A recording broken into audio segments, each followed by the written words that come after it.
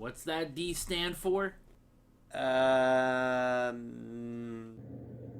Hey everybody, Car Dreamer here, coming at you on behalf of D-Class Derailed and all things D-Class related. And today we're taking a look at one I didn't even know, like a character I didn't even know existed. As soon as I saw it, I fell in love with it. I plan on doing more research about it. I really love the look of this character. But we are taking a look at what McFarlane is calling Kryptonite Doomsday, and it's for DC Multiverse line. And it's a mishmash of some parts. There's a lot of Devastator on here. There's some of the Doomsday, obviously.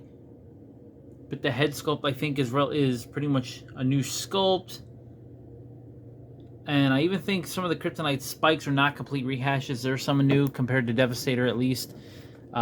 So I'm actually super excited to take a look at this character. Really get a chance to mess with him. Awesome art on the back.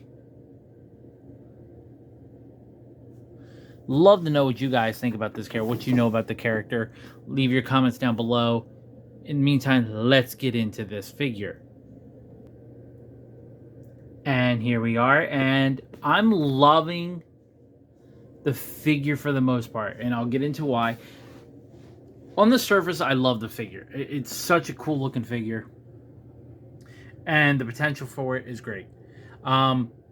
Where it's going to lose a few points is in articulation, and that's mostly maybe just because of the one figure I have. It's not that it isn't made for it, but I don't know if this is an issue. I don't have many jumbo figures. I only have like one other, so we'll have to see. But so he does have butterfly shoulders, except for this arm here. It's extremely difficult and tight to move. His arm actually popped off while I tried to move it. Fortunately, nothing broken, big deal, pops right back on. But extremely tight. And I noticed that a lot with a lot of the joints. They click, they're very tight, and they click into place with this figure and with the jumbo figures in general. And I think it's because they're trying to compensate for the size of the figure. So they want it to be tight. They don't want it to be loose. They don't want it to weigh itself down. I get that. But there needs to be a little bit smoother, better compromise, because that arm ain't cutting it. Maybe I can loosen it up with a blow dry or something. That's fine, but I shouldn't have to do that. But and it might just loosen up over time too. But yeah, so he's got butterfly shoulders.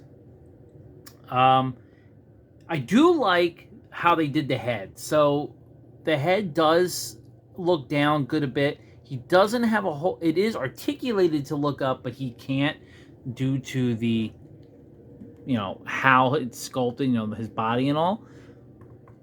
And the same for looking left and right.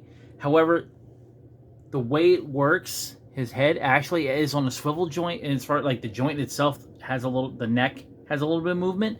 So they do try to compensate and give you a way to articulate it so he can look a little bit left and right. I give him props and respect for trying to do that. Try to give you some way to compensate for those spikes at the top.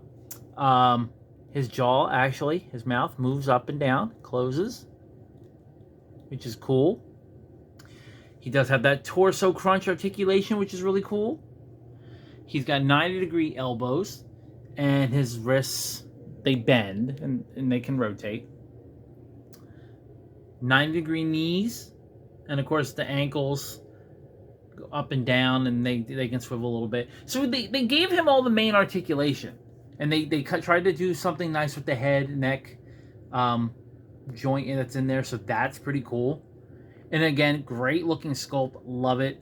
It's just, they're a little tight to move with the arms, so I really would have liked them to try to maybe compensate for that in the future. But otherwise, I do absolutely love the figure.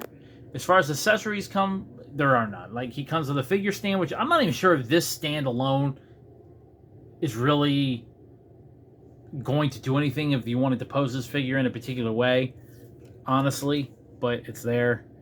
Card with the same back art we saw. See if we can get some information. Real name is Joshua Walker. Once a simple Kansas farm boy, Joshua Walker wanted nothing more than to make his parents proud and serve his country. Knowing service meant or sacrifice, Walker volunteered for Amanda Waller's Last Line experimental program.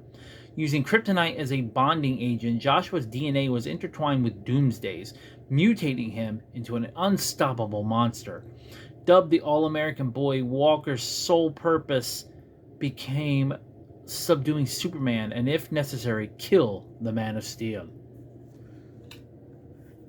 Dang. Alright.